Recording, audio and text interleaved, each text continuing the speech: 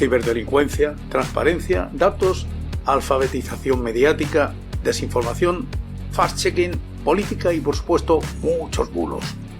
Con Sara Martínez y Lorenzo Sastre empieza Desmontando Bulos.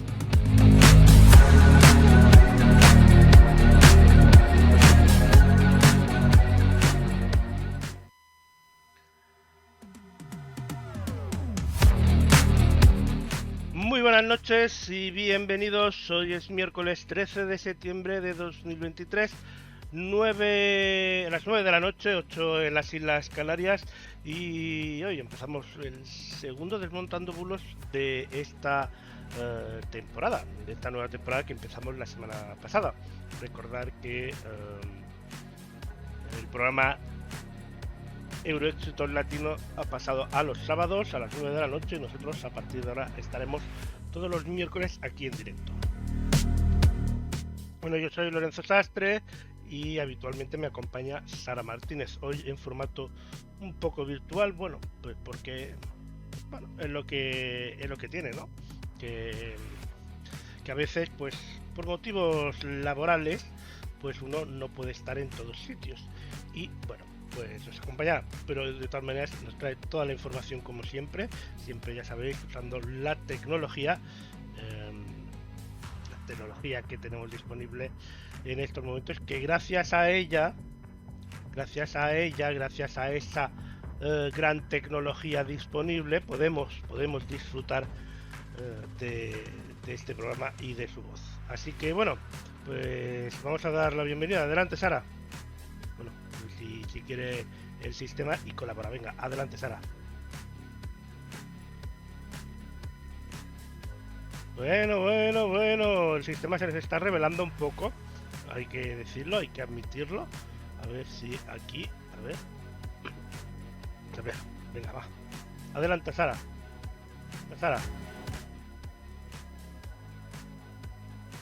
A ver, ¿arranca o no arranca el sistema?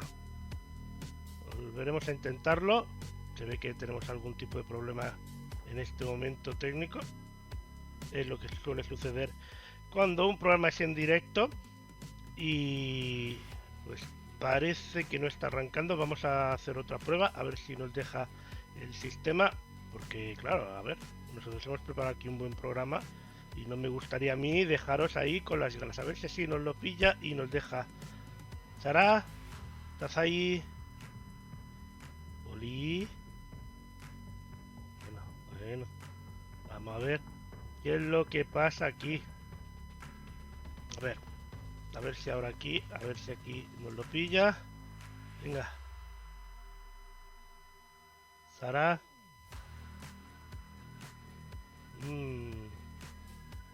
Esto no nos está pillando. Pues vaya mala suerte que tenemos, con estos problemas técnicos. Vamos a intentar hacer una cosa. Voy a intentar a ver si podemos conseguir oír a Sara. Todo esto en directo, como siempre os digo, aquí, porque esto es directo. Y bueno, a veces pues las cosas en directo pues a veces pueden fallar o bueno, mil historias, ¿no?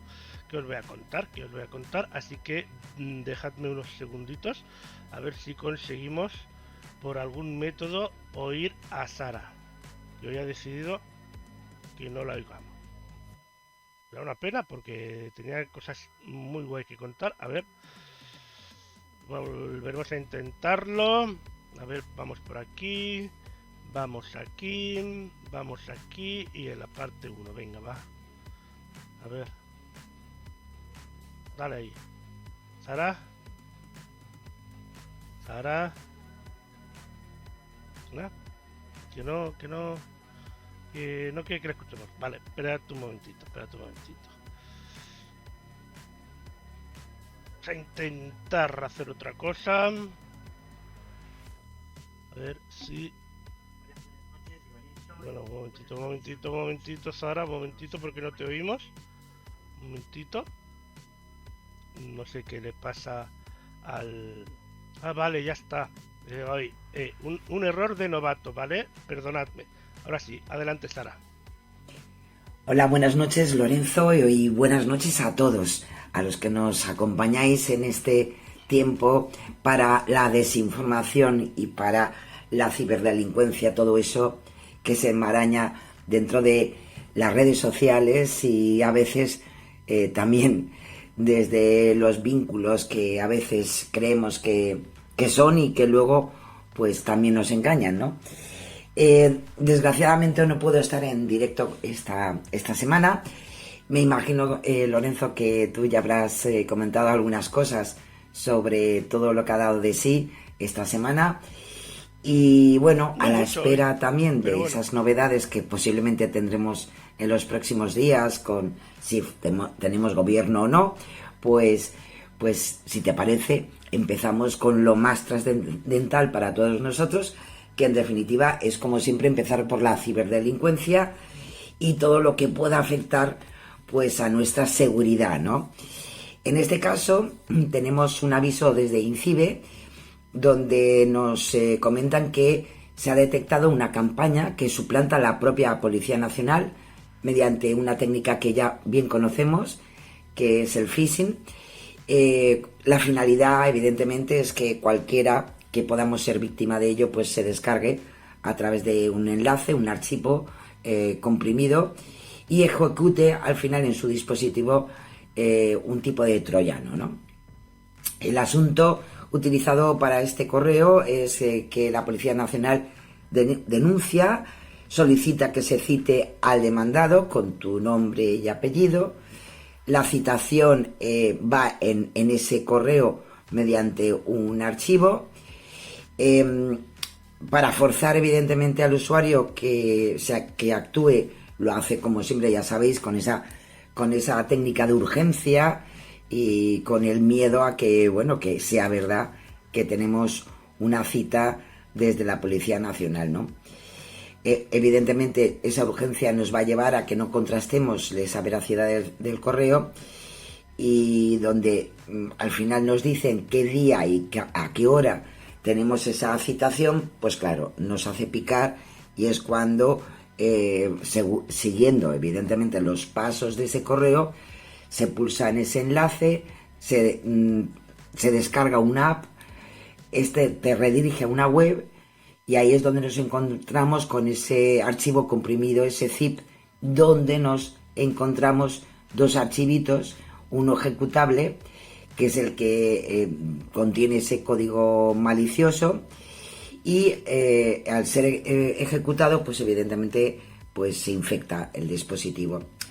INCIBE nos da los datos de que evidentemente al comprobar el archivo con herramientas de detección de malware como Virus Total o URL House, nos proporciona información sobre este archivo y se identifica como un troyano. Solución: si has recibido el correo electrónico citándote debido a una supuesta denuncia, pues ya sabes, no hagas clic en el enlace ni descargues el archivo adjunto, marca el correo como spam y elimínalo de tu bandeja de entrada. En cambio, si has descargado el archivo, has picado, pero no lo has ejecutado, asegúrate además de eliminarlo tanto de la carpeta de descargas como de la papelera de reciclaje. Y si a pesar de todo has descargado, ya no solamente has clicado, sino has descargado el archivo y lo has ejecutado, pues ya sabes, desconectar el dispositivo infectado de la red del hogar o del trabajo para evitar que ese malware se propague a otros dispositivos. Realiza un análisis completo del sistema con tu antivirus, y si sospechas que el dispositivo aún esté infectado, pues ya sabes, pues la posibilidad y la opción de formatear o restablecer a los valores de fábrica para desinfectarlo, ¿no?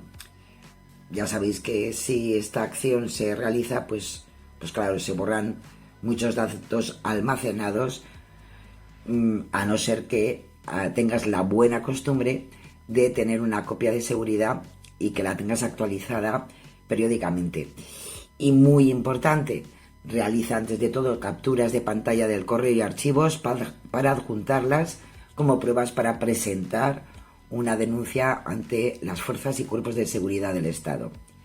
En caso de que dudes de si se trata realmente de una comunicación oficial, porque a lo mejor, en fin, no te das cuenta, si a lo mejor pudiera ser, que ciertamente primero ya sabéis, tenéis que comprobar de dónde viene ese correo electrónico, pero ante las dudas siempre, ya sabéis, iros al origen, contacto con la Policía Nacional o al 017 de INCIBE para recibir asesoramiento.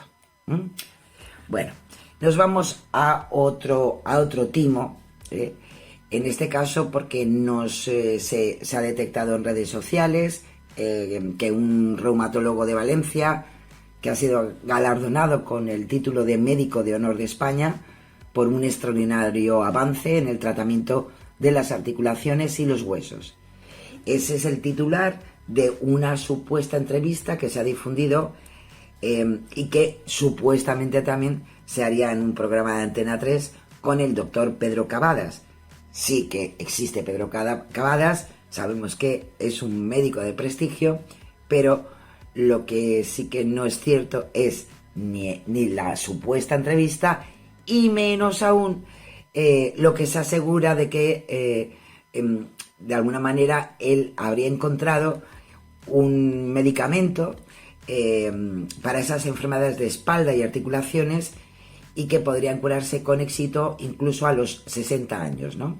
Un producto milagroso. Entramos otra vez en esos medicamentos, entre comillas, milagrosos, que se vuelven a hacer bastante virales en las redes sociales. Esta supuesta página que suplanta a Antena 3 Televisión, pues evidentemente podemos comprobar que no existe esa entrevista, no es real. La URL que se comparte es Ondros y no tiene evidentemente ninguna relación con su página oficial, que ya sabéis que es antena3.com, ¿no? Desgraciadamente, este caso con Pedro Cavadas no es el primero que se utiliza para promocionar algún producto milagroso sin su consentimiento. Hemos tenido muchos casos, ya no solamente con productos milagrosos, con inversiones monetarias del Bitcoin, etcétera, etcétera. Bueno, hay que decir que, por ejemplo, la OCU pues ya ha advertido precisamente de ciertos productos milagrosos como Ondrox y Flexumel, que supuestamente alivian los dolores musculares, y no es así, hay un engaño evidentemente. Es importante que tengamos en cuenta este tipo de publicaciones engañosas porque, primero, en primer lugar porque nos engañan, ¿no? Pero en segundo lugar porque pueden afectar a nuestra salud o a nuestra enfermedad crónica con este tipo de propuestas, ¿no? En este caso, Maldito Timo nos da algunas claves para detectar, ¿no?, o identificar estas publicaciones engañosas que promocionan productos milagro, ¿no? Suplantan normalmente a medios de comunicación y reproducen declaraciones inventadas, normalmente a partir de un personaje público o un especialista en medicina. Prometen la cura de varias afecciones e enfermedades. Hacen alusión a casos de éxito. Incluyen comentarios de clientes muy satisfechos. Incluso pueden usar imágenes robadas de perfiles de otras redes sociales o de otras páginas. Te ofrecen, y esto es muy importante, siempre un gran descuento que, claro, casi te impide poder rechazarlo, ¿no? Y aseguran contar con ingredientes, eso también es algo muy común, siempre ingredientes 100% naturales. Lo peor de todo es que a veces también usan sellos de calidad falsos. Insisten en que el producto está certificado y advierten de supuestas falsificaciones. Pues todo esto, cuando se repite en los diferentes productos que nos quieren vender, pues que tengamos en cuenta que vale la pena poner un ojillo y a lo mejor pues no fiarnos fácilmente de todo esto. Si te parece, Lorenzo, también sabéis que esta temporada también pues vamos a promocionar de alguna manera aquellos avisos que normalmente encontramos en redes sociales de los cuerpos y fuerzas de seguridad del Estado. Hay una muy interesante, en este caso de la Policía Nacional, que es el Alert Cops, que te ayuda a comunicarte a las fuerzas y cuerpos de seguridad de una manera sencilla, discreta.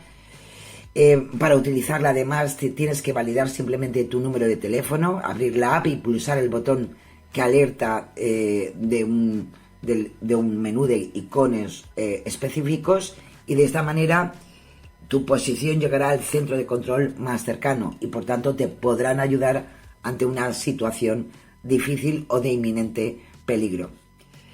Puedes enviar imágenes, vídeos e indicar si la alerta te ha sucedido a ti o has sido testigo de ella. Esa información llega a los cuerpos y fuerzas de seguridad del Estado y podrán ayudarte, evidentemente, de una forma muy rápida. Los servicios, desde un propio chat, donde la víctima o testigo de un delito contacta a través del chat. También está el servicio guardián. Siempre que quieras podrás compartir tu posición con los tuyos o con los servicios de rescate. O el botón SOS, que te permite enviar un aviso inmediato con tu ubicación y hasta con un audio de 10 segundos.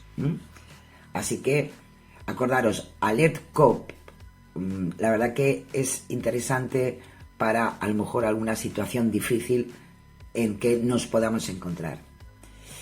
Y la Guardia Civil también en esas medidas de seguridad también ha iniciado una campaña para promocionar y recordar la necesidad de usar el chaleco, ese amarillo que es un poquito feo, ¿no? Evidentemente, pero ese chaleco amarillo que nos puede salvar la vida. Y en concreto, pues nos da el ejemplo de lo que nos puede pasar cuando salimos del coche en la carretera por cualquier situación de emergencia, pues lo que podemos evitar si usamos ese chaleco, o lo que nos podemos encontrar si no lo usamos en menos de 20 metros, en menos de 40 metros, y vemos que si usamos el chaleco, pues nos van a ver y nos van a distinguir a más de 150 metros. Una buena campaña para evitar este tipo de accidentes que desgraciadamente pues terminan con la vida de muchas personas en situaciones de conflicto en las carreteras, y lo que podemos evitar evidentemente con eso. Así que eso es lo que en esta semana se ha movido en las redes. Y en cuanto a los datos de la semana, dentro del capítulo de transparencia, que como siempre contamos con nuestros compañeros de Cibio, pues deciros que hay algunas medidas que se han aprobado, que se han publicado en el BOE.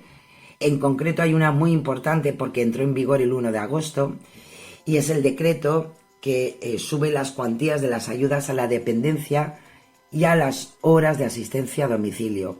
La medida viene a revertir los recortes que ya se produjeron en 2012 en esta materia y por tanto tenemos unas prestaciones económicas mayores que hasta las que teníamos hasta este momento. Crecen las máximas y se imponen por primera vez unas cuantías mínimas. Y es que el sistema, acordaos también que esto es importante, el sistema depende en buena parte de las comunidades autónomas, que son las que deciden la ayuda final. Se establecen, eso sí, unos máximos estatales y luego cada comunidad autónoma pues decide cómo aplicar, si rebaja esa paga definitiva o no. El decreto además especifica que para rebajar ayudas máximas se tienen que tener en cuenta criterios de ingresos, que también es importante, ¿no? Como os decía, esas nuevas cuantías entraron en vigor el 1 de agosto, es decir, están en funcionamiento, se pueden solicitar. Las mínimas que se establecen por primera vez son de 100 euros al mes en el grado 1, 150 para el grado 2 y 200 para el grado 3. Esa es la cantidad que como mínimo deben recibir. De ahí para arriba pues dependerá de cada comunidad autónoma, como os decía. Lo mismo pasa con las máximas mensuales, que también suben. Las ayudas para los servicios, por ejemplo, pago de residencia, centros de día, pasan de 300 a 315,50 en grado 1, hasta 445,30 en grado 2 y hasta 747,25 en grado 3. Además, la norma aumenta esas cantidades en determinados tipos de servicios. Quienes las reciban por el pago de residencia cobrarán igual esos 747, tanto sea de grado 2 como 3, porque se entiende que el coste es muy similar en ambos casos, ¿no? Y lo mismo, la misma situación sería para los centros de día, tanto por un grado como para el grado 1 o 2, pues las cuantías serían las máximas por ese coste que al final en definitiva es el mismo. Otra cosa importante es que también suben las ayudas para cuidadores no profesionales, es decir, acordaros esas ayudas dentro del entorno familiar que pasan de 153 a 180 en el grado 1 hasta 315,90 en grado 2 y hasta 455 en el grado 3, ¿no? Además, se relajan las exigencias para que una persona pueda acreditarse como cuidador no profesional y recibir esa ayuda. Hasta ahora la norma exigía que se tratara de familiares hasta de tercer grado. Solo en casos muy explícitos y muy justificables, pues se aceptaba cuidadores que no fueran familiares tan directos, ¿no? Ahora eso se ha relajado, se elimina esta exigencia y se amplía hasta un cuarto grado de consanguineidad y flexibiliza la posibilidad de que se trate de no familiares, a los que especialmente se le pide una convivencia, ¿no? En paralelo también se amplía el número de horas de ayuda a domicilio, también importante. Las comunidades autónomas también pueden ofrecer más, pero para lo que es la base pasan de las 20 horas actuales a entre 20 y 37 para grado 1, hasta 45 en el grado 2 y hasta 94 en el grado 3. Así que es importante porque la verdad que las diferencias son bastante considerables.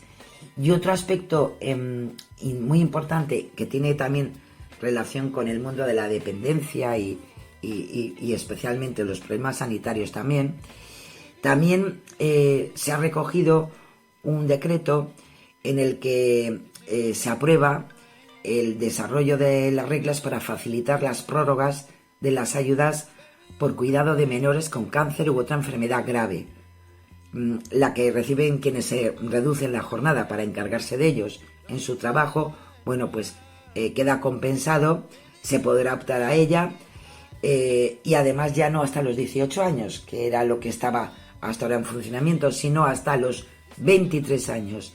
Y además, si hay un caso de discapacidad, podría ser hasta los 26 años. Así que también son ampliaciones de estas ayudas que para muchas familias son importantísimas. Así que bueno, le hemos pegado un pequeño repaso a las últimas decisiones que se han tomado y que hemos podido encontrar en el BOE. Y si te parece también pasamos a esa segunda parte de datos, gracias a Europa Press Datos. Como no, os he traído para que tengamos muy claro pues cómo está la cesta de la compra, en concreto el famoso aceite de oliva, y ahí tenéis una gráfica que nos explicita estupendamente cómo lleva 26 meses subiendo a 2 dígitos y hoy podemos decir que cuesta un 45 más que hace un año. En fin, si no nos habíamos dado cuenta en el bolsillo, pues como podéis ver en la gráfica es bastante evidente. Veremos a ver, sí que hay información de que, bueno, estamos para la nueva cosecha, entonces hay una serie de remanentes que van a salir al mercado y por tanto puede ser que en los próximos meses tengamos una pequeña bajada. Eso sí, no te preocupes que todo lo que ha subido hasta que baje me parece que van a pasar bastantes meses, ¿no? Y veremos a ver al año que viene. Es cierto que la verdad que el caso del aceite de oliva en España y su precio, la verdad que no es por nada, pero debería ser un tema a tratar e investigar porque hay bastantes bastantes lagunas. Aquí nadie la hace. Y luego también tenemos, gracias a los datos de previsión de Bruselas sobre el crecimiento de los diferentes países de la Unión Europea, pues también tenemos unos gráficos destacados. Como podéis ver, es el aumento en las previsiones de crecimiento que se dan a España y a algún que otro país. Y tenéis la comparativa con diferentes países y con la media europea. España sigue estando ahí al alza.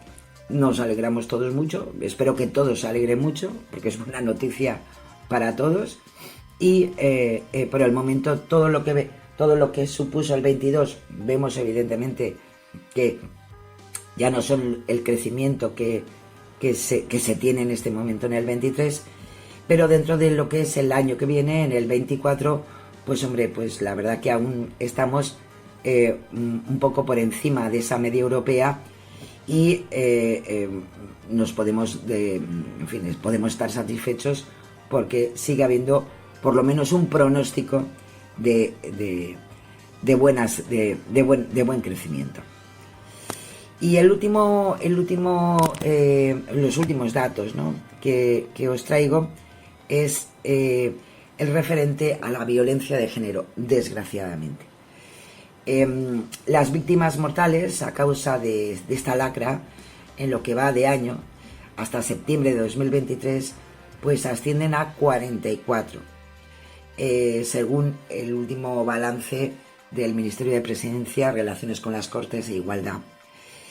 En septiembre en concreto, y mira que aún no lo hemos terminado, pues tenemos un total de 4 mujeres asesinadas y por tanto los datos, la verdad, que son un poco sangrantes, nunca mejor dicho, ¿no?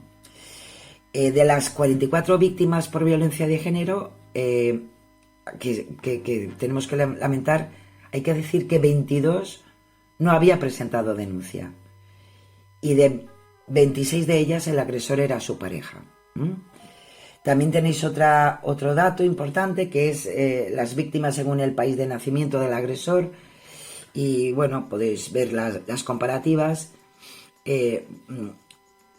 La verdad que la mayoría, como podéis ver, pues son de origen español, a pesar de que a veces nos quieren interpretar los datos de una forma un poco extraña. Y también es cierto que hay 15 víctimas en las que no consta el país de nacimiento del agresor, porque posiblemente pues todavía hay una investigación y no se sabe evidentemente quién fue el causante, ¿no? Así que bueno, ahí están los datos. Ojalá con lo que queda de año pues no vayamos increciendo como hasta ahora, pero bueno, lo veremos en los próximos meses. Y llegamos casi al final de esta primera parte del programa. Como siempre, también apostamos por la alfabetización mediática. Traemos a una ya vieja amiga, Simona Leví, que ya la hemos traído en la temporada pasada, fundadora de Exnet y autora de Fake You, y nos hace una interpretación muy interesante sobre la desinformación. Ella de alguna manera defiende que no es un problema de Internet y de las redes sociales, que han permitido romper la hegemonía de los medios de comunicación en cuanto a la información. Ella rechaza que las redes sociales prohíban determinados contenidos para defender la libertad. Defiende que las redes sociales sí que deberían controlar, eso sí, el contenido, especialmente de las publicaciones pagadas, para aquella desinformación que al final ya sabéis que termina siendo un negocio, que puede ser un negocio ideológico o un negocio económico. Y esto nos lo explica muy bien y nos da una buena comparativa Simona Leví. Si te parece, Lorenzo, vamos a escucharla.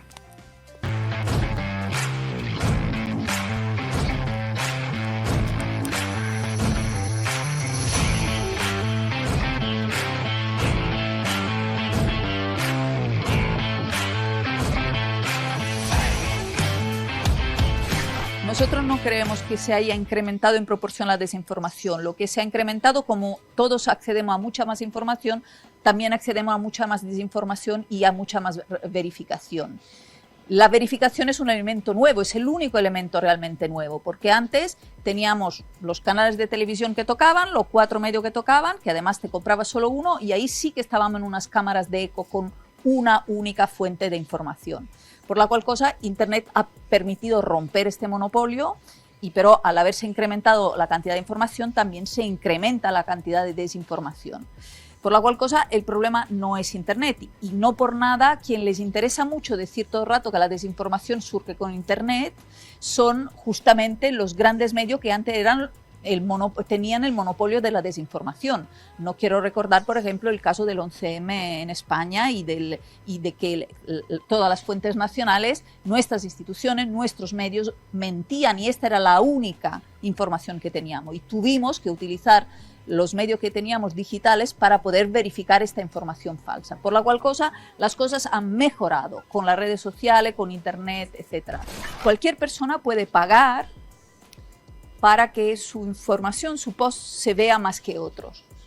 En lugar de obligar Facebook a aplicar censura preventiva a la libertad de expresión, a la gente que habla en Facebook sin invertir dinero, se debería obligar a la verificación y a las sanciones cuando es por dinero, porque en este momento tu Facebook recibes un dinero de una persona que paga para que se vea una información más.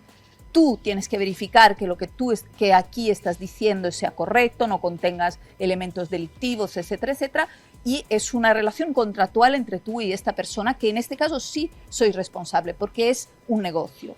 De esta manera salvamos la libertad de expresión, no la tocamos, no transformamos la censura en un instrumento privado al servicio del Estado de forma privada contra sus ciudadanos, sino que la liberamos de esta censura y sí que sancionamos duramente todo lo que es negocio en torno a la información.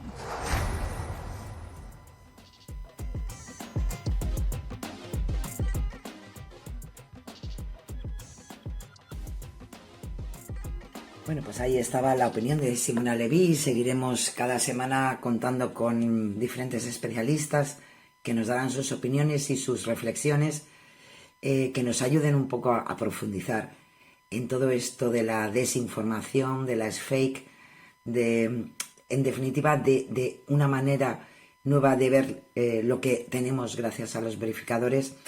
En fin, todo un mundo que vale la pena. Y si te parece, hablando de verificadores, Lorenzo, pues pasamos a ellos, al trabajo que hacen todos los días de la semana, especialmente los verificadores españoles, para luchar contra esa desinformación que se mueve en esas redes sociales de una manera bastante explícita, ¿no? Sabéis que desgraciadamente Marruecos, por el terremoto que se produjo este fin de semana, pues desgraciadamente ha sido noticia, pero también ha sido motivo, cómo no, de la desinformación muy amplificada en las redes sociales. Es algo que nos comenta maldita.es, mensajes como momentos en que colapsa un edificio debido al potente terremoto que sacudió Marruecos, ¿no? Pues mensajes como ese se han difundido con un supuesto vídeo de este terremoto cerca de Marrakech, pero que hay que decir pues que desgraciadamente ese vídeo no es actual, sino que fue grabado en Casablanca, en Marruecos, en diciembre de 2022.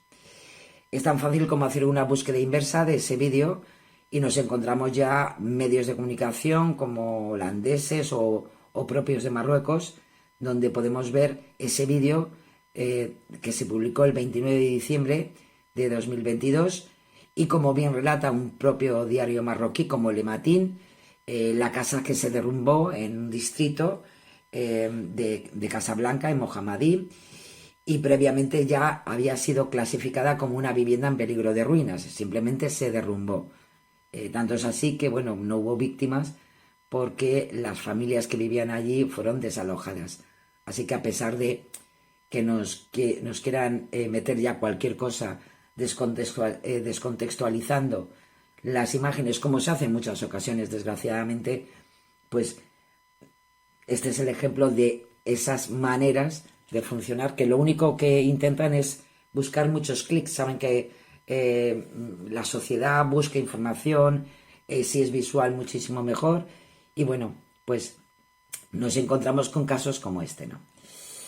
Y también desde lo del terremoto de Marruecos, también se ha movido en esta ocasión por WhatsApp, tan propio esta red rápida, ¿no?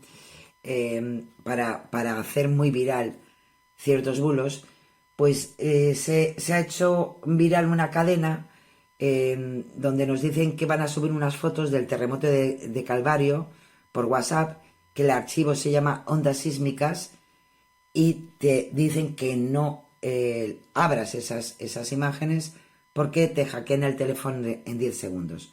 Bueno, pues hay que decir que es un bulo. El mensaje que se mueve no aporta ninguna prueba y es igual a otros que ya también se han desmentido. En este caso, INCIBE pues asegura que este tipo de mensajes suelen ser siempre bulos y mucho más cuando además nos dicen que se ha alertado en televisión sobre este supuesto archivo malicioso.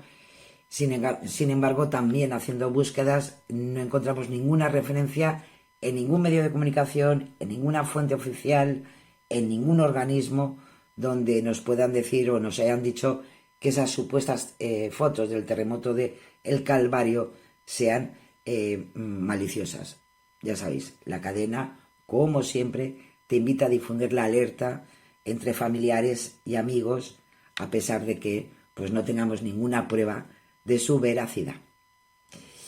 Bueno, y nos vamos con F Verifica. Se ha hecho viral una información donde nos dicen que en China los ciudadanos están empezando a pintar los techos de sus casas de color azul para evitar un ataque con un rayo láser. Tiene lo suyo, ¿eh? En realidad, las imágenes sí que existen, ¿eh? Sí que se ven imágenes con techos azules en algunas edificaciones chinas y en algún lugar muy limitado también de China, ¿no? Hay que decir que esto viene a partir de incendios importantes de la isla hawaiana de Maui. En redes sociales comenzaron a circular mensajes, también engañosos, que aseguraban que era un rayo que había provocado el fuego de forma deliberada y que además fue desmentido en su momento, ¿no? Bueno, pues a partir de eso, ahora nos dicen o nos quieren dar a entender que en China se están pintando esos techos azules para evitar esos ataques con rayo láser. ¿Qué es lo que podemos decir? Pues que evidentemente no es cierto, no es verdad. Los techos azules en China no son, en primer lugar, ninguna novedad, ni han surgido a partir de estos incendios en Hawái. Existen desde hace años en este país construcciones irregulares, donde sí que lo que intentan con esa pintura en la techumbre es, en tal caso, dar a entender que esas edificaciones no son seguras. Y eso lo podemos ver hasta por fuentes documentales gubernamentales. Hay muchas imágenes sobre todo esto y podemos encontrar imágenes desde el año 2000 con estas techumbres azules. Y lo dicho, están vinculadas a que esos edificios son o construcciones ilegales o que son peligrosas para estar allí, ¿no? Y tanto es así hasta que podemos encontrar artículos en prensa, en el China Daily, desde 2014, donde se hace hincapié en estas situaciones. Son edificaciones con materiales baratos que se encuentran en zonas suburbanas y hasta ahí, lo dicho, decisiones gubernamentales para acabar con este tipo de edificaciones, no de sus techos, pero sus techos también.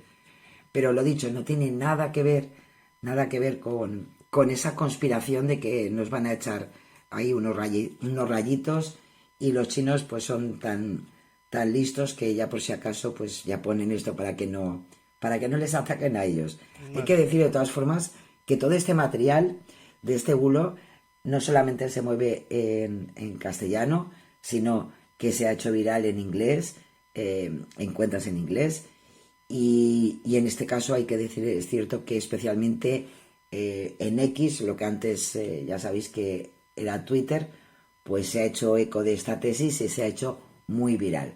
Así que lo dicho, si veis imágenes de techumbres azules, tranquilos, que en definitiva no es porque estén imitando ataques con rayos láser, sino pues es bueno, una situación bastante precaria de ciertas zonas, además casi todas muy cerca de Pekín, en las zonas de Guayang, como se puede verificar haciendo búsquedas de esas imágenes. Madre mía, continuemos.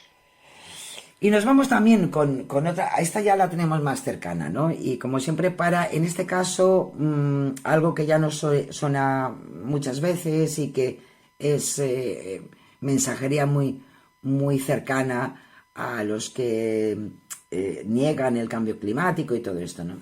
Pero a partir de las inundaciones que se produjeron en la Comunidad de Madrid y en algunas zonas limítrofes, pues se ha hecho viral un vídeo que sí que es real, es de 1966, donde nos quieren demostrar con ese vídeo de unas inundaciones fechadas y ubicadas en Madrid, que probaría que el cambio climático que es un timo, ¿no?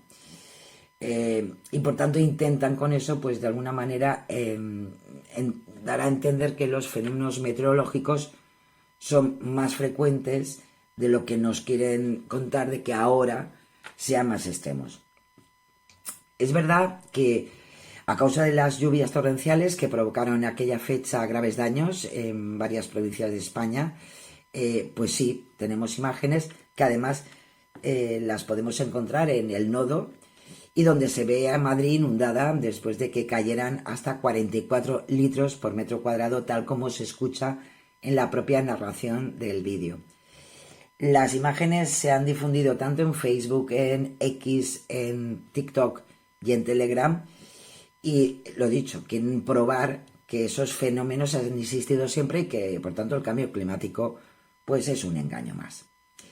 Sí que es verdad que las lluvias torrenciales han existido siempre y que han habido lo que llamamos hoy por hoy danas, antes se llamaban gota fría, etcétera, ¿no? A pesar de que ese vídeo viralizado es real y está sacado, como os decía, del archivo del Nodo, sí que es verdad que si hacemos una comparativa de esos 44 litros por metro cuadrado, pues hay que decir que entre el 3 y el 4 de septiembre cayeron 82,5 litros por metro cuadrado en estas zonas de la Comunidad de Madrid, ¿no? Llegando hasta 95 litros por metro cuadrado en Villanueva de la Cañada en las 24 horas de aquel día 4 de septiembre. Por tanto, es tan fácil negar que no es ningún timo lo que ha cambiado, porque sí, claro que han habido siempre fenómenos atmosféricos adversos, pero sí que es verdad que cada vez son mucho más frecuentes y desgraciadamente son mucho más virulentos, ¿no? Y por tanto es un tema que no debería ser motivo de tener las dudas por lo que supone para nuestro futuro y nuestra propia vida, ¿no?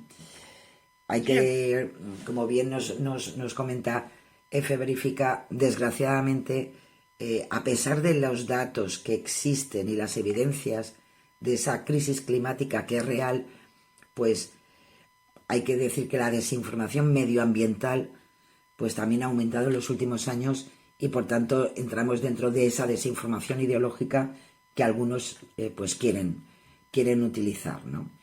Ahora Pero sí, lo vamos dicho, al la diferencia es bastante importante. Hablar de lluvias torrenciales de 42 o 44 litros por metro cuadrado a lo que se ha producido, que es más del doble en este primer fin de semana de septiembre en la Comunidad de Madrid, que pudo llegar a 95 litros por metro cuadrado, pues yo creo que la diferencia es bastante importante para no tomarnos en serio todo esto, ¿no? Ahora sí, vamos al siguiente. Y bueno, y nos vamos también con Verifica Radio Televisión Española. Ellos también, de alguna manera, esta semana evidencian algunos vídeos que muestran un fuerte oleaje que va avanzando hacia la costa y lo presentan como si fuera el tifón de Saola a su paso por la costa de Hong Kong. Sabéis que también han tenido este problema importante, ¿no? Lo quieren hacer, nos lo quieren vender como algo real de lo que está ocurriendo en este momento, pero en cambio pues es falso. Sí que es cierto, sí que existe el vídeo, pero son los efectos del tifón Mangkhut a su paso por el territorio de Hong Kong en septiembre de 2018, o sea, un poquito antiguo, ¿no? Verifica Radio Televisión Española nos lo ofrece con esa búsqueda inversa de imágenes que revela evidentemente que la secuencia que se ha compartido, el vídeo que se ha compartido es del 16 de septiembre de 2018, lo podemos encontrar en diferentes diarios de Hong Kong y evidentemente pues nos quieren engañar de lo que ha ocurrido en esta ciudad y en esta zona del sureste de China. Una más, Lorenzo, una más. O sea, yo comprendo que somos muy golosos de las imágenes, de los vídeos, donde vemos desgraciadamente catástrofes, pero la verdad que últimamente se descontextualiza muchísimo y nos quieren, pues bueno, pues dar... En definitiva, este tipo de bulos, ya sabéis, es intentar conseguir muchos clics, muchas entradas en nuestro mensaje, en nuestra cuenta, y ya sabéis que eso normalmente pues puede promover pues ganancias y lo malo es que se aprovechan pues de desgracias, ¿no? Que es más tremendo, ¿no? Pues continuemos.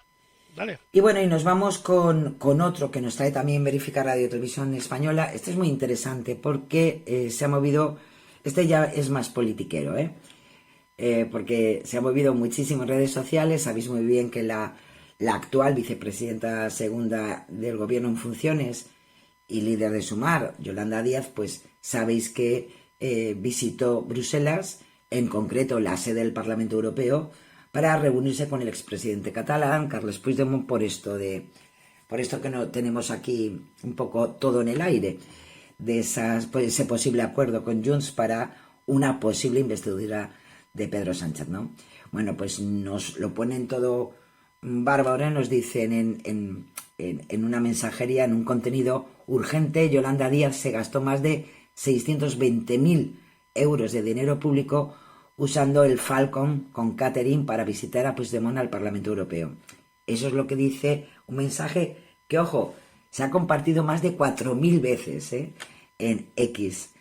La publicación adjunta además una imagen de un avión, un avión de Assault Falcon del Ejército del Aire, en un aeródromo en el que aparece de espaldas una mujer rubia con traje blanco junto a otras personas.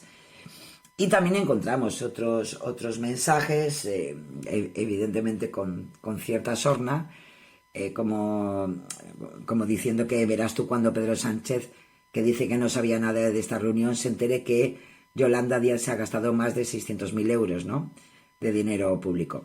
Un mensaje que aún así no llega al anterior, pero aún así se ha convertido más de 800 veces. Bueno, pues hay que decir que esto que denuncian... Este contenido es falso. No hay ningún registro que demuestre que Díaz haya recurrido a uno de estos aviones militares para ese desplazamiento. Además, preguntada la formación política de Sumar, aseguran que viajó en un vuelo comercial a Bruselas, sufragado por su partido. Y lo dicho, no tenemos ninguna prueba donde podamos evidenciar que se haya utilizado ese avión Falcon, ¿no? Verifica Radio Televisión Española ha consultado para ello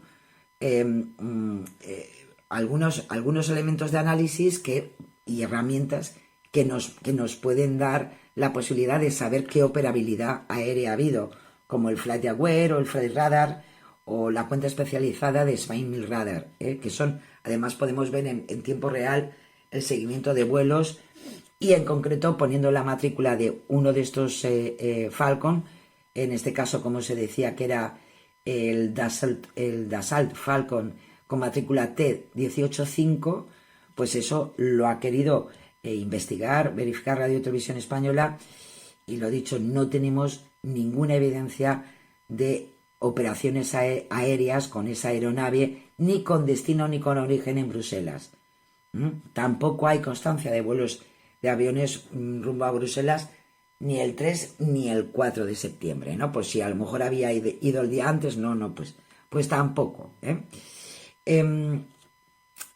Hay que decir también que los mensajes falsos que se han difundido tienen su origen en una publicación de una cuenta de esta red social de X, de nuestro antiguo Twitter, que desinforma de manera recurrente. Algo que ya algunas veces nos ha servido para desmentir otros bulos. Y es, por ejemplo, uno que aún comentábamos la semana pasada, Lorenzo, en el que afirmaba que el 112 de Madrid, que había reconocido que no había llovido como se esperaba en el contexto de la Dana, ¿no? Registrada la semana... Bueno, pues esa misma publicación es la que ahora ha traído este nuevo bulo. En fin, ya sabéis que al final nos conocemos todos. Y finalmente nos vamos a Neutral. Está circulando en publicaciones y vídeos por Facebook, por TikTok, por la antigua Twitter, un estudio belga que demuestra que las vacunas contra la COVID causan algo denominado como turbocáncer. La palabra tiene lo suyo.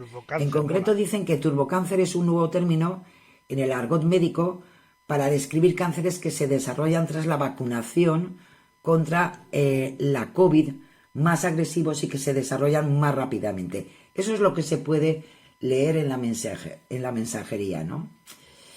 ¿Qué ocurre? Que estas afirmaciones son falsas. Ellos recogen un estudio belga, cierto, hay un estudio, es real. Ya sabéis que para muchos bulos se utilizan documentos que son reales, pero claro, descontextualizan lo que pone el contenido de ese documento. En ese documento también se habla de turbocáncer, pero no en los términos, evidentemente, que se ha hecho viral con esta desinformación, ¿no? El estudio que hace referencia a este mensaje se publicó en una revista científica en mayo de 2023.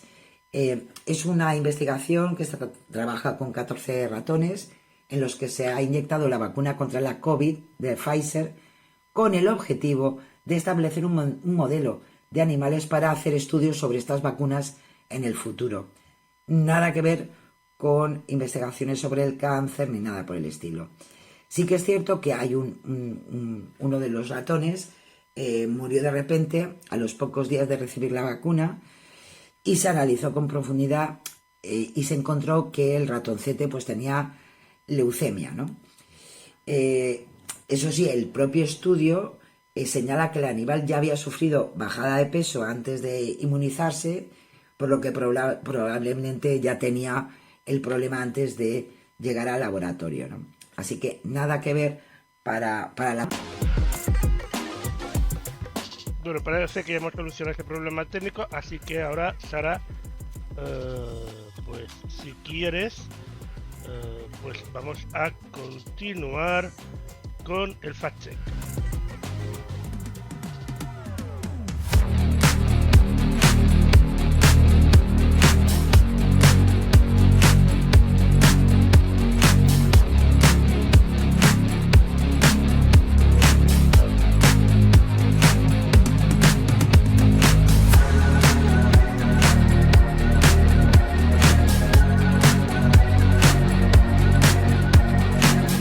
Ahora sí, venga. Ahora, Sara, continúa con el fact-check. Y seguimos, Lorenzo, con algo que hemos incorporado esta temporada, que es dar a conocer cada semana a algunos verificadores internacionales, y me encanta poder presentaros a Bellingcat. Es una de las web y uno de los proyectos de fuentes abiertas pioneras en el mundo. Lleva muchos años en funcionamiento. Ellos forman un equipo grandísimo, inmenso, en todo el mundo, donde gracias a el trabajo de investigación pues se han podido esclarecer muchas cosas. En concreto os traigo dos elementos importantes que podéis ver en su página web, que posiblemente ahora Lorenzo os estará poniendo en pantalla. Un nuevo proyecto que tienen en marcha es la geolocalización de fotografías de la Segunda Guerra Mundial con técnicas de código abierto. Es una técnica para descubrir todo tipo de información sobre narrativas de desinformación en posibles crímenes de guerra o incluso comunidades de conspiración, y claro, pues les ayuda a poder resolver misterios del pasado. En concreto, ofrecen diferentes trabajos de identificación sobre imágenes tomadas, desconocidas y sin fecha, de la Primera y de la Segunda Guerra Mundial. Recientemente se pudo descubrir nueva información sobre una serie de fotografías de archivos del Centro Internacional del Comando de Bombarderos, y las técnicas utilizadas pues han ayudado a localizar las fotografías fácilmente, y que nos habían dicho que estaban en unos escenarios y al final se ha podido comprobar que estaban en otros, y nos dan elementos a añadir en esa historia que nunca está contada del todo, ¿no? Y luego hay otro proyecto que es la Unidad de Justicia y Responsabilidad, que es una iniciativa que en verdad lleva desde el proyecto como tal, lleva en proceso desde 2018, pero que oficialmente se ha establecido como unidad probatoria en marzo de 2022. Y es una ayuda interesantísima, porque de alguna manera intentan llevar una investigación sobre crímenes, y con una metodología rigurosa para cumplir con los estándares de probatorios, ¿no? Es una misión que da viabilidad a la información en línea de código abierto para los procesos judiciales, y es súper interesante. Tenéis varios enlaces del trabajo que se ha hecho, y por ejemplo del trabajo que se está haciendo dentro de esta unidad de justicia en el proyecto Ucrania. Si os interesa, vais a disfrutar con los datos y cómo se recopilan esos datos y cómo se verifican. Así que os invito esta semana a que le peguéis un vistazo. Para eso también existe internet, para acercarnos proyectos importantísimos, informativamente hablando, sobre el trabajo que hace muchísima gente. Hay que decir que Bellingcat, esta organización, está formada por voluntarios visualizadores de todo el mundo. O sea que no hay, detrás de todo esto, no hay un interés económico, sino un interés por la verdad. Así que es absolutamente recomendable. Y si os parece, pues ya nos vamos al fact-checking nacional. En esta semana repetimos, porque están muy habladores. ¿Quiénes están muy habladores? ¿Cómo no? Pues los dos partidos mayoritarios, el Partido Popular y el Partido Socialista. Cada uno por su parte, pues han tenido algunos que otros deslices. Vamos a empezar con Juan Manuel Moreno, que el presidente de la Junta de Andalucía, que aseguró en un acto de su partido que Andalucía es la comunidad autónoma con el mayor descenso del paro en julio. Y además añadió, digo julio porque es el último, agosto todavía no ha acabado. Bueno, la verdad que terminó mal la afirmación. ¿Por qué? Porque los datos relativos al mes de agosto se publicaron un día después de las declaraciones realizadas por el presidente andaluz. En fin, o sea, seguro que lo tenía a mano. ¿Qué ocurre? Que los datos que tenemos del Servicio Público de Empleo Estatal, el SEPE, de julio de 2023, relativos a la población, pues no avalan la afirmación del presidente andaluz. Andalucía es la 8ª comunidad autónoma en la que se produjo un mayor descenso del paro intermensual y la 7ª en datos interanuales. Al hacer la comparación en términos absolutos, que es lo que al final parece ser que es a lo que se acoge Juanma Moreno, sí que se obtiene el resultado que defiende el presidente de la comunidad autónoma. Pero eso no permite compararlo con otras comunidades autónomas. Como ya muchas veces hemos comentado, más que nada porque Andalucía es la comunidad autónoma con mayor población y por tanto el dato absoluto no nos puede dar una referencia respecto a otras zonas del Estado, ¿no? Desde la Oficina de Comunicación de la Junta de Andalucía, que sabéis que de alguna manera Neutral siempre pide esos datos que de alguna manera ellos están verificando, pues les dice que Andalucía es el líder en descenso de paro en términos absolutos y aportó un 16% de los nuevos parados en aquellas comunidades en las que desciende el desempleo.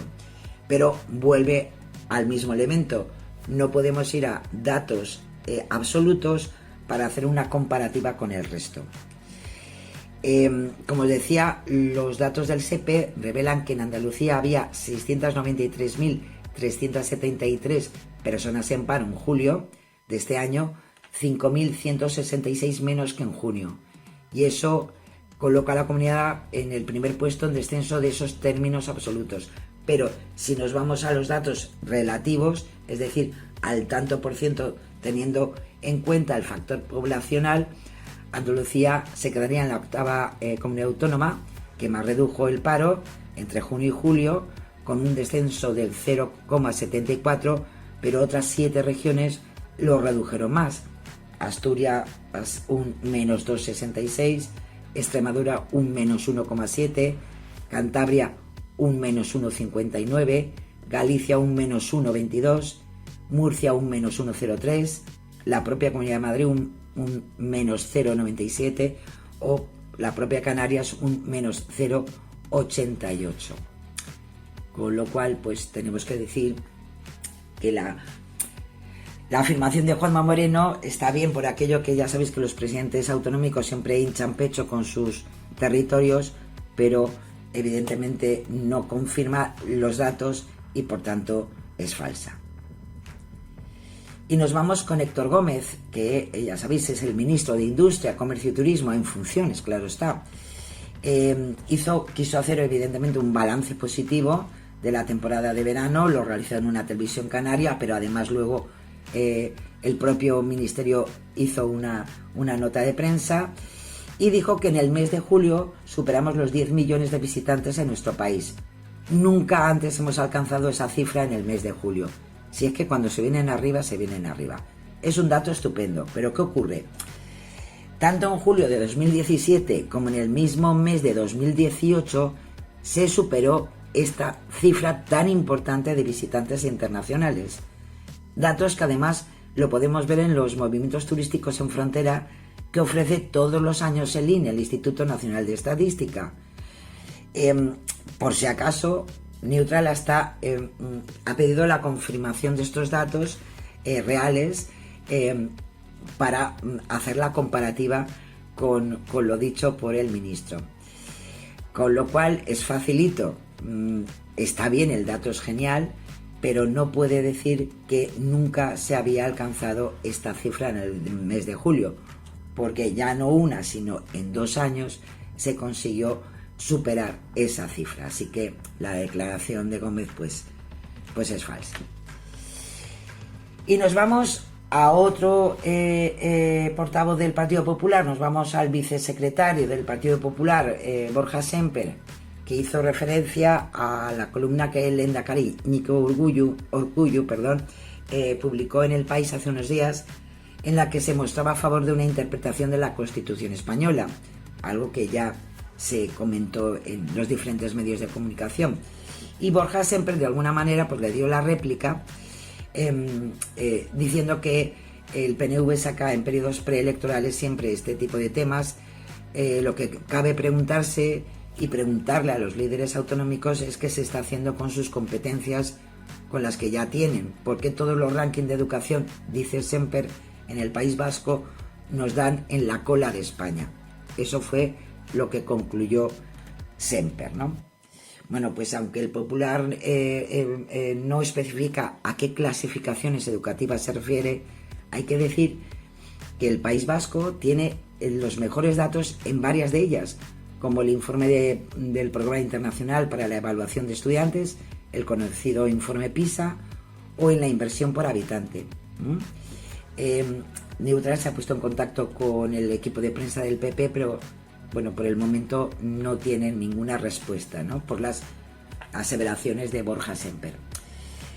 El último informe disponible es de 2018, ya que los exámenes de 2021 se pospusieron por la pandemia del coronavirus y todavía están en conclusiones. Pero si nos vamos a ese último informe, los resultados del País Vasco, tanto en matemáticas como en ciencias, estuvieron por encima de la media de España, y es la primera asignatura por encima de la media de los países de la OCDE que participaron. Desde luego no es nada mal dato, ¿no? Además, si se compara con el resto de autonomías, la educación del País Vasco en este ranking superó a varias de ellas, incluso situándose entre los primeros puestos. Hay un pequeño pero en el rendimiento en lectura. Sí que está por debajo de la media de España, pero tampoco está por la cola, como dice Semper, sino que está por encima de otras 7 comunidades, como la Comunidad Valenciana, Madrid, Navarra, Canarias, La Rioja, Andalucía, Extremadura, o de las ciudades autónomas de Ceuta y Melilla. En 2022, los últimos datos disponibles, también hay que decir que el País Vasco se situó por 10º año consecutivo como la región con la tasa de abandono escolar más baja de España, con un 5,6%, y más de 8 puntos por debajo de la media estatal, que según esos últimos datos está en el 13,9%. Es decir, también es un elemento importante a favor de la gestión educativa. Y además, por si no servía ya con todo esto, la Autoridad Independiente de Responsabilidad Civil, el AIREF, cuenta con una herramienta interactiva, que es el Observatorio de Información Económico-Financiera, que permite conocer la inversión de cada región en diferentes servicios públicos. Y en ese sentido, el País Vasco es la comunidad que más invierte por habitante en educación, en concreto 1.564 euros por ciudadano. Le siguen Navarra y Cantabria, con entre 1.300 y 1.219, y por el contrario estaría Asturias y Madrid, que son los que menos destinan en esta partida. Se quedan en 940, 960 por habitante respectivamente. Por tanto, pues tenemos que decir que los datos, la afirmación de Semper sobre la educación, sobre esta competencia y sobre la gestión de esta competencia en el País Vasco, pues es falsa. Y nos vamos ya con el último fact-checking, y se lo hacemos a la recién estrenada presidenta de la Comunidad Foral de Navarra, a María Chivite, la socialista María Chivite, que en una entrevista, a partir de su nuevo nombramiento para esta nueva legislatura autonómica, pues dijo, o de alguna manera quiso defender su gestión previa de estos 4 años anteriores, diciendo que Navarra es la comunidad con menor tasa de desigualdad en todo el Estado, pero la igualdad no solo la entiendo en términos de igualdad económica. Eso dijo Chivite.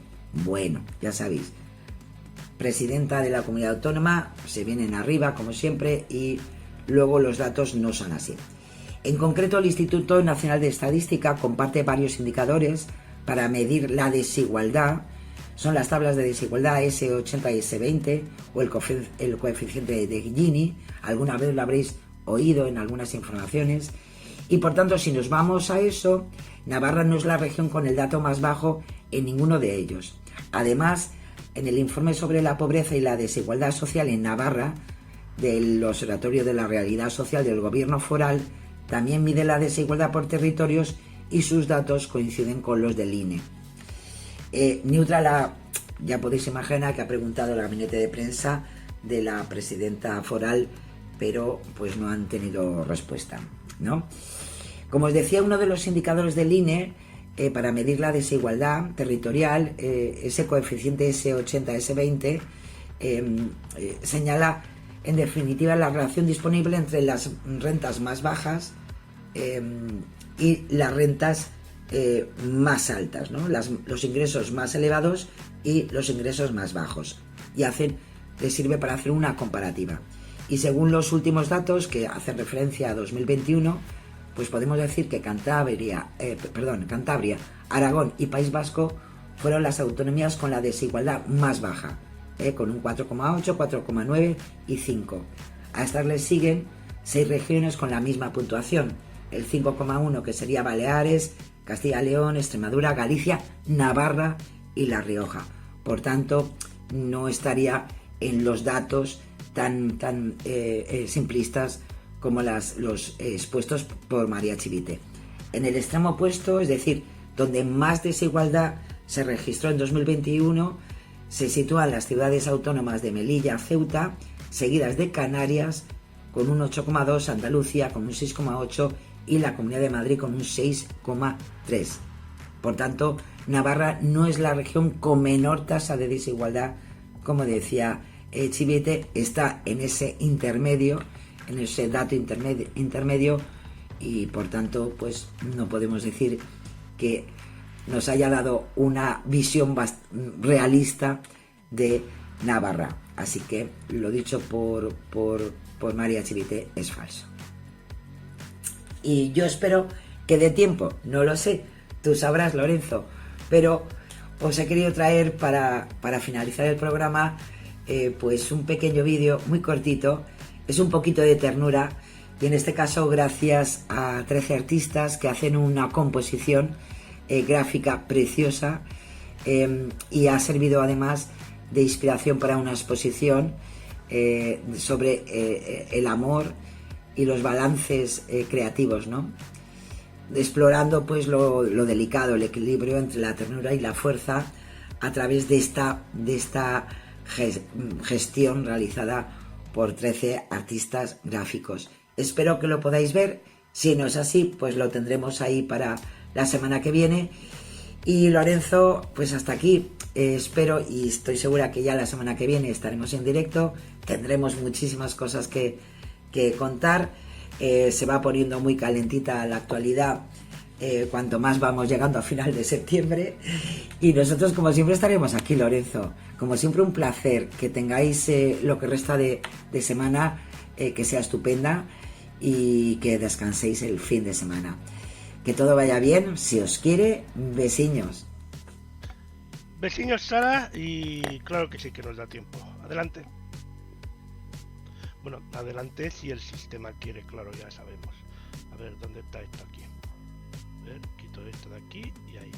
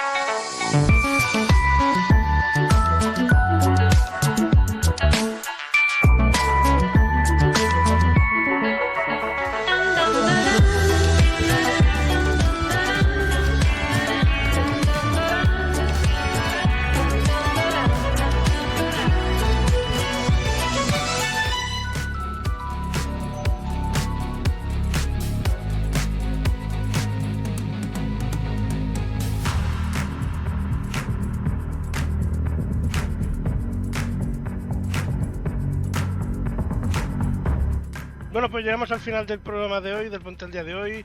Pues muchas gracias, Sara, como siempre. Muchas gracias a todos. Volvemos en 7 días, el próximo miércoles, aquí en Desmontando Bulos. Esperamos que tengáis una buena semana. Adiós.